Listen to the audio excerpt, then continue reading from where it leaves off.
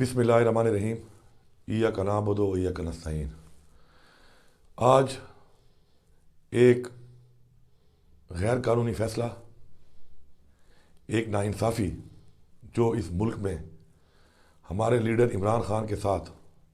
اور ہمارے vice chairman Shah Mahmood Qureshi کے ساتھ کی گئی ہے، تاریخ گواہ ہے اور انشاءاللہ آپ سب کے سامنے آئے گا کہ یہ سائفر کیس میں جو ایک غیر قانونی سزا دی گئی ہے، جس کو ہم اور پوری قوم مسترد کرتی ہے، یہ سائفر کیس میں کون لوگ انوالو تھے،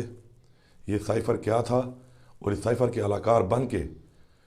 اس ملک کے اندر جو سازش کی گئی ہے، اس کے علاقار وہ چہرے انشاءاللہ ایک دن قوم کے سامنے آئیں گے۔ ہم مسترد کرتے ہیں اس فیصلے کو اور انشاءاللہ ہمیں پورا یقین ہے، امید ہے کہ اعلیٰ عدلیہ میں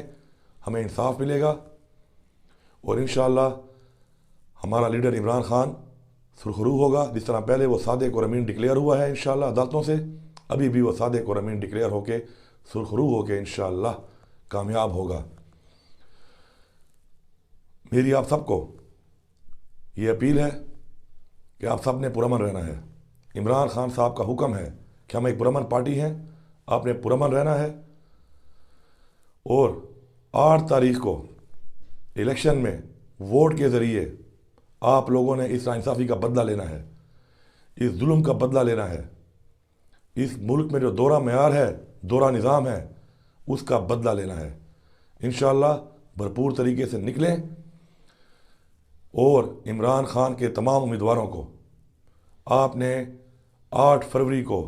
ووٹ دے کر ثابت کرنا ہے کہ آپ ایک آزاد قوم ہیں، آپ عمران خان کے ساتھ ہیں، آپ حق کے ساتھ ہیں، آپ سچ کے ساتھ ہیں، اور انشاءاللہ عمران خان کو جتوا کر، اس کی پارٹی کو جتوا کر انشاءاللہ ہم نے عمران خان کو آزاد کرانا ہے، ہم نے اس نظام کو آزاد کرانا ہے، ہم نے اپنی قوم کو آزاد کرانا ہے، اور ہم نے جو مدینہ کی ریاست جس کی بنیاد تھی کہ انصاف، ہم نے پاکستان میں انصاف کا نظام انشاءاللہ نافذ کرانا ہے۔ آپ سب کا بہت بہت شکریہ۔